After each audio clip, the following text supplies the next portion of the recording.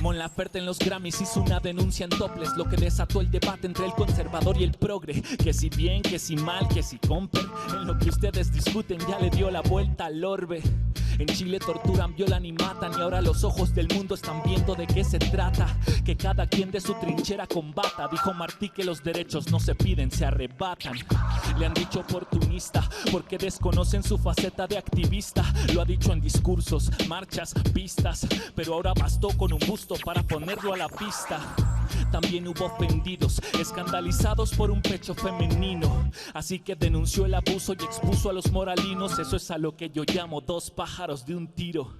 En la alfombra fue noticia, en su discurso delicia, cito: la bota de la milicia, la bala del que no escucha, no detendrán nuestra lucha hasta que se haga justicia. Otros dicen que le faltó tacto, que hay métodos mejores para provocar impacto. La botella lleva un mensaje cuando se hunde el barco, y no importa la etiqueta si el mensaje llega intacto. Pudo hacer más, dicen unas clases, no va a ayudar, son acciones fugaces, incapaces, se ocultan en sus frases. Todos dicen que hacer, nadie muestra cómo se hace. Aprovechó la plataforma, logrando informar con su performance. Y como desnudarse es de una valentía que asombra, la declaro la mejor vestida de toda la alfombra.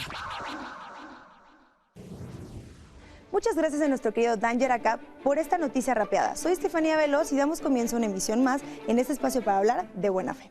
Esta noche tenemos como invitado especial al ministro en retiro, José Ramón Cosío, para hablar de los grandes retos que se enfrentan de cara a la reforma judicial que está en curso. Vamos en unos momentos a la conversación entre mi compañero Gibran y el ministro Cosío, pero antes vamos a ver qué nos dijeron en la calle sobre el tema. El sistema de justicia creo que falta mucho por hacer y que hay muchas personas inocentes dentro de las cárceles y los que deben de estar no están. Últimamente creo que a los criminales o a la gente que comete un delito, por la experiencia que he tenido, pues los tienen que ver en flagrancia para que pues puedan hacerles algo, porque en la realidad si un ratero hace algo y le dices que fue esa persona, si el oficial o un policía lo vio, pues nunca le va a hacer nada. Eso es lo que yo he vivido. Yo considero que sí es correcto, hay cosas que deben afinarse, pero a mi consideración sí es complicado todavía que las nuevas reformas o todo lo que se está manejando sea implementado. Entonces lo que nos hace falta es más capacitación y que la ley sí sea aplicable a lo que estamos tratando, ¿no? Desafortunadamente no funciona, es una ilusión. No funciona, hay mucha impunidad. Funcionarios corruptos. No, es triste, pero no funciona. Vamos rápido a un corte y regresamos.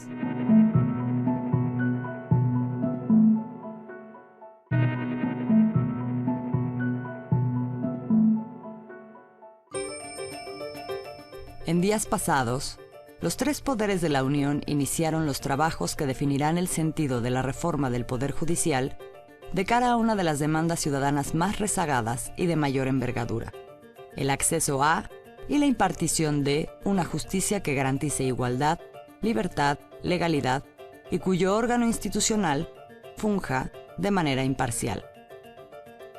La discusión se da en un contexto en el que el propio Poder Judicial ha reconocido la necesidad de una reforma interna por la pérdida de confianza ciudadana que ha registrado en virtud de la existencia de prácticas de corrupción, nepotismo, despilfarro y opacidad. Pero la discusión sobre cuál debe ser su camino de transformación no escapa al debate político en el que los distintos actores y los propios ciudadanos se preguntan: ¿qué fórmula puede garantizar la independencia del Poder Judicial de intereses políticos y económicos? ¿Sobre qué ejes es prioritario trabajar y de qué manera lograr la deseada autonomía al mismo tiempo en el que sea atendida la demanda ciudadana de sujetar el Poder Judicial a una nueva cultura democrática que exige transparencia y rendición de cuentas? Esta noche nos acompaña el exministro de la Suprema Corte de Justicia de la Nación, José Ramón Cosío, para hablar de este tema con Gibran Ramírez Reyes, de buena fe. Buenas noches, pueblo televidente. Buenas noches, José Ramón Cosío, Hola. Profesor del Colegio de México, miembro del Colegio Nacional, jurista, exministro. Un gusto tenerte aquí. Al contrario, Gibran, qué gusto. Me gustaría hablar sobre un tema que creo que se toca poco. Cuando se habla de régimen político, de cambio de régimen, usualmente se deja de lado el Poder Judicial. Sí. Hablamos, por ejemplo, de la reforma del 96 como una reforma definitiva para instalar el pluralismo mexicano, el régimen de la transición. Pero se habla poco de la del 94, que digamos que empoderó a la Corte, cambió su estructura, instauró el Consejo de la Judicatura, que generó muchos cambios y que, sin embargo, no fue suficiente para que el Poder Judicial saliera de los vicios de la política mexicana, como el nepotismo, como la corrupción, como la colusión con los negocios. ¿Qué es lo que le faltó a esa reforma? ¿Qué había de mal estructuralmente para que el Poder Judicial se encuentre en una situación pues no muy halagüeña? Mira, las reformas del siglo XX, todas, hasta la del 94, fueron reformas que trataron de abatir el rezago. Esa fue su función. Hay una reforma en 28, una en 34, en fin, muchas reformas, y lo que trataban es de eliminar las enormes cargas que tenía la Suprema Corte, porque todos los asuntos llegaban a la Corte. Entonces, esa fue su dinámica. La reforma en 94 yo creo que fue muy importante por esto. Poco antes, en el año 93, se presentó un conflicto entre Ciudad Delicias, Chihuahua, con el gobierno de Chihuahua. Y se dieron cuenta, yo creo que la clase política, que no había un mecanismo de resolución de conflictos políticos. Entonces se crean las controversias constitucionales de una forma mejorada y se generan las acciones de inconstitucionalidad para que las minorías parlamentarias pudieran ser. Esa reforma en ese momento, mi impresión es que no fue una reforma enfocada hacia los ciudadanos, sino a tratar de armonizar justamente en el contexto de la transición política los conflictos que estaban presentando entre el presidente y los gobernadores, los presidentes municipales, los partidos políticos que ya habían tenido un cambio en su integración. Entonces, ese es su objetivo. Realmente la reforma que tiene que ver con derechos humanos y juicio de amparo se hasta el 2011. Y esta, digamos, es el complemento de esta otra reforma. Entonces, creo que hay que verlo en ese contexto general para entender por qué se dieron sucesivamente estas dos reformas. Y la tercera que tú comentabas, muy importante, la creación del Consejo para que hubiera un órgano profesional con los problemas que ha tenido, pero en ese momento se pensaba un diseño mucho más acabado acerca de la administración de un poder judicial que es grandísimo, 40,000 personas aproximadamente. ¿Y qué implicaciones ha tenido que sea el presidente de la Corte el mismo que dirige el gobierno de la Judicatura Federal? Mira, yo tomé clases y quiero mucho al maestro Fixamudio, mi maestro, y él decía, y con toda razón, que el único error que le veía a la reforma en 94 en toda su dimensión es que simultáneamente el presidente de la Suprema Corte lo fuera el Consejo de la Judicatura. Yo al principio pensaba que el maestro Fix no tenía razón, pero con el tiempo me he convencido de ello, porque es muy complicado que una misma persona presida lunes, martes y jueves las sesiones de la Suprema Corte, administre toda esta Corte y adicionalmente presida al Consejo, que tiene, como decía, la administración de un Poder Judicial que está pues extendido en todo el país y con una gran cantidad de responsabilidades. Creo que ahí sí hay un problema de diseño en la duplicación de esta presidencia. Eso quizá habría que corregir en una reforma próxima. ¿Qué otras cosas se necesitarían en una reforma del Poder Judicial de gran calado? Fíjate que va a parecer algo muy trivial, pero creo que no lo es. Yo creo que antes de empezarnos a pensar qué habría que reformar, yo creo que la pregunta importante es, ¿para qué quisiéramos reformar el poder? Por esto. Si dijéramos, el tema es que hay mucha gente que se está quedando sin acceder a la justicia, ese es un tipo de reforma. Los juicios son muy lentos, ese es otro tipo de reforma. Nos gustaría, este es muy interesante por las cosas que a ti te gustan, en términos sociales y políticos, qué conflictos sociales que hoy se están dando en el país no pueden volverse litigios por las formas jurídicas tradicionales. Es un problema precioso. Te propongo otro. Venga. Separar al poder político del poder económico. En la boda de la hija de Juan Collado aparecieron jueces constitucionales, aparecieron ministros de la Corte. ¿Qué opinión te merece eso? Hay toda una industria, ¿no? Mira, yo lo que cuento mi experiencia personal, tenemos una serie de causas de impedimento cuando no podemos conocer asuntos, los jueces, yo ya no lo soy, pero déjame hablar así. Yo traté de no involucrarme en ninguna condición, precisamente por lo que tú dices. Hay un poder social, hay un poder económico, hay poder político, hay poderes de muchas magnitudes. Tú has estudiado eso con tu tesis de Gaitán, pero me parece que uno sí debe generar una condición de enorme separación para efectos de no quedar contaminado en ese sentido. Yo no soy partidario de que los jueces se involucren, de que los jueces estén cercanos. Creo que son espacios diferenciados y precisamente porque si nos damos cuenta, al final del día quien disciplina en términos correctos, no en términos punitivos ni Foucaultianos, quien al final del día disciplina una sociedad son los jueces, con sus sentencias. Quita, pone, asigna, retira a través de sentencias. Entonces es mucho mejor mantener una condición de la mayor neutralidad posible.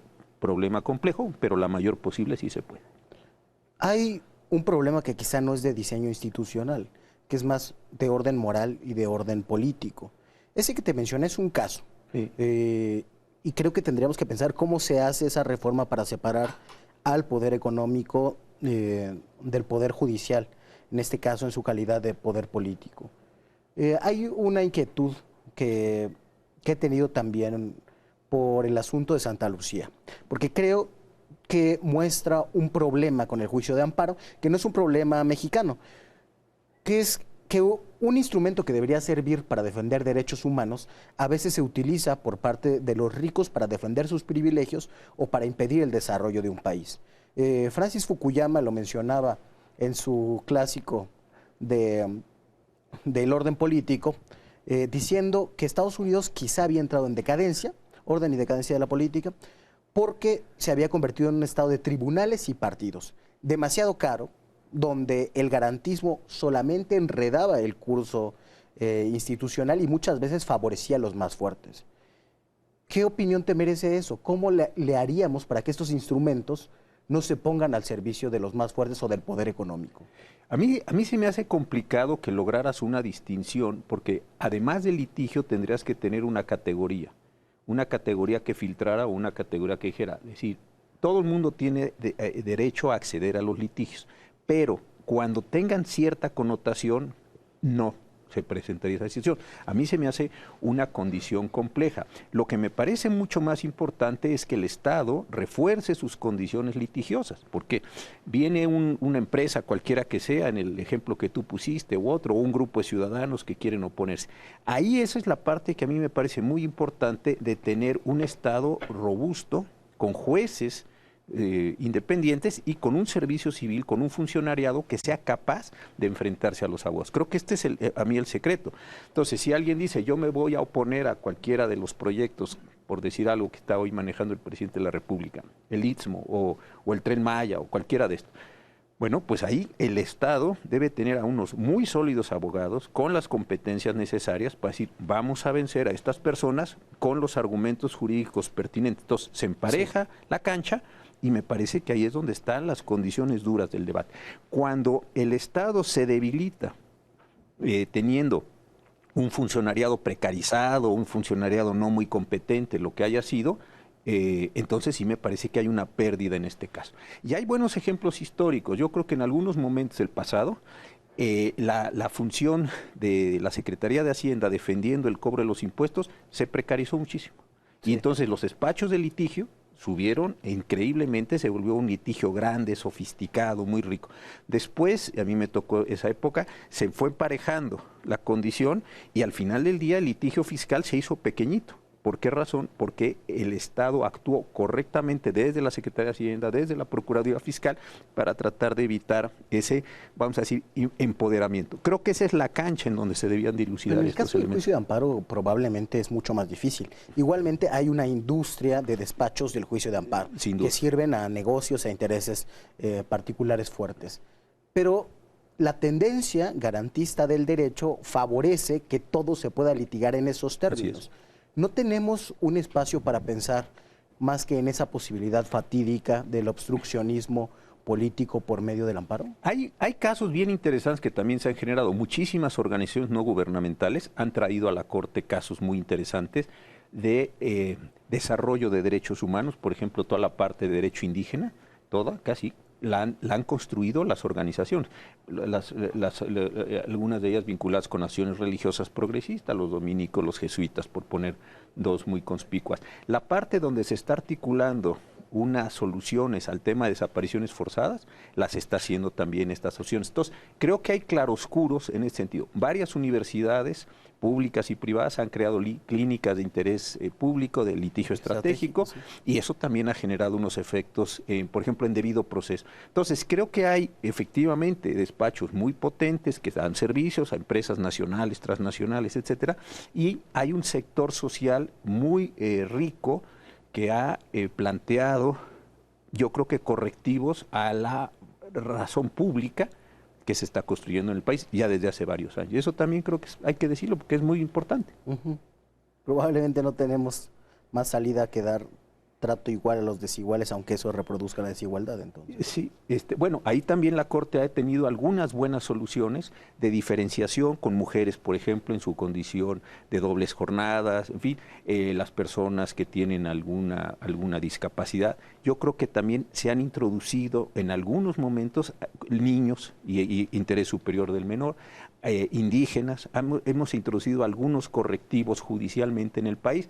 Desde luego no son totales, son marginales por la condición, pero sí me parece que empiezan o podrían generar una cultura correctiva. Yo he pensado algo y es que los grandes ajustes no van a provenir del Poder Judicial. ¿Por qué? Porque la herramienta que tiene el Poder Judicial, su mejor herramienta es una sentencia. Y la sentencia tiene un ámbito muy acotado de realización. Creo que la gran transformación viene del legislador y de la administración que tiene posibilidades de hacer, voy a decirlo así en esta expresión, cosas grandes al interior del régimen. Probablemente no consideramos dentro de la política al Poder Judicial. Se ha mantenido como algo escondido, aparte. Yo digo que es un etos muy del siglo XIX, ¿no? Como si no se hiciera política en la Corte, como si los jueces no fueran actores políticos también. Me viene un ejemplo. En el caso de la extensión de mandato de Bonilla, que yo creo que es un atropello constitucional, creo que lo has criticado tú también. Sí. Se hace mucho ruido, se vuelve un debate nacional. Pero hay casos como la prórroga de mandato de los magistrados del Tribunal Electoral del Poder Judicial de la Federación, que ni siquiera se mencionan en medios, ¿no? Y que probablemente se trata de lo mismo. Sí, con diferentes condiciones, pero efectivamente al final de cuentas es una extensión. Y mira, alguna vez yo tenía alguna discusión ahí en la Corte, en el sentido de, ¿cuándo hace la Corte política pública? La respuesta es siempre. Lo que pasa es que como está formalizado en formas jurídicas, en un discurso jurídico, en una racionalidad jurídica, parece que no. Pero si la Corte dice, se autoriza el uso lúdico de la marihuana en tales cosas, o a los niños con cierta discapacidad se les va a otorgar esto, o oiga, eso es de las cosas más políticas que puede haber en una sociedad. Claro, y median intereses, claramente, median criterios éticos, y que generan unos símbolos políticos. ¿Qué es la justicia? Por supuesto. Entonces, pues, la Corte hace política, pero claro que hace política, pero el tema está en que lo hace a través de un discurso, de una racionalidad, de unas formas, que no son las formas que tradicionalmente votos a favor, votos en contra, es otra cosa.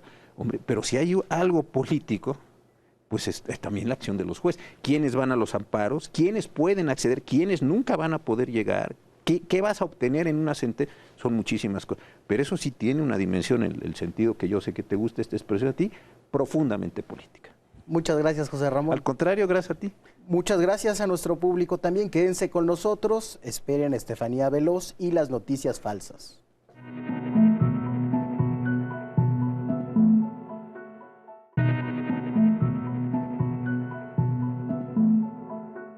El contexto internacional latinoamericano está ardiendo y esto hizo que el avispero de las fake news también se zarandeara luego de que México ofreciera asilo político al presidente de Bolivia, Evo Morales. Después de varias semanas de confrontaciones, protestas, la solicitud de las Fuerzas Armadas de Bolivia para que abandonara el cargo el presidente Morales anunció el 10 de noviembre su renuncia. Al día siguiente, el canciller Marcelo Ebrard anunció que México le concedería asilo a Evo Morales por razones humanitarias y en virtud de la situación de urgencia que enfrenta en Bolivia. Y como era de esperarse, las fake news comenzaron a surgir. La primera fue una imagen que supuestamente mostraba la llegada de Evo Morales a México acompañado de Ebrard.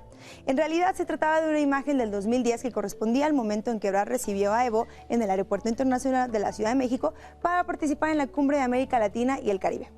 La segunda se trata de una imagen difundida en redes que mostraba a decenas de mexicanos en el aeropuerto Benito Juárez esperando la llegada de Evo cuando todavía ni se sabía cuándo vendría. Quien no tuvo reparo y nos otorgó una gran fake news fue el expresidente panista Vicente Fox, que aseguró que Evo Morales viajaba en un avión presidencial. De igual forma, se compartieron imágenes manipuladas para intentar desprestigiar a ambos presidentes, a López Obrador y a Evo Morales. Una de ellas mostraba al presidente de Bolivia junto a los narcotraficantes Pablo Escobar y el Chapo Guzmán. En la foto original solo aparece Escobar. Como vemos, este tema desató los demonios en las redes sociales, no sin una ayudadita de la más irresponsable de las noticias falsas, que fue la de asegurar que el golpe de Estado propinado al gobierno de Evo Morales fue consecuencia del fraude electoral con el que salió electo nuevamente presidente. Un fraude electoral que nadie ha podido documentar, pero que ya se convirtió en el emblema de quienes hoy siguen justificando el golpe militar. Pero aún si este fraude hubiese existido, que no existió, habría que preguntarse si ahora es válido, como muchos defienden, resolver por la vía militar una crisis política de esta naturaleza. ¿Qué habría sucedido, por ejemplo, en el 2006 si México hubiese elegido esta ruta? Bueno, con esto me despido por esta noche. Soy Estefanía Veloz y vamos de regreso con Gibran. El Poder Judicial es tan político como cualquiera de los otros dos poderes. Se hace política todo el tiempo, se interpreta la ley, se decide sobre lo que es justo y lo que es injusto, escuchando a intereses que están en conflicto. Debemos de asumirlo antes de emprender una reforma judicial que reoriente el camino de la de 1994, pensada primordialmente para resolver los conflictos entre tres partidos que se repartían todo el pastel. Ahora, no es fácil porque no es solo un asunto de diseño institucional, se tiene que discutir la moral y la política de el dinero y de el derecho. Hay muchos intereses, hay despachos, hay empresarios que juegan todo el tiempo. Discutámoslo siempre de buena fe. Los esperamos el próximo lunes a la misma hora por el 11 para seguir haciéndolo.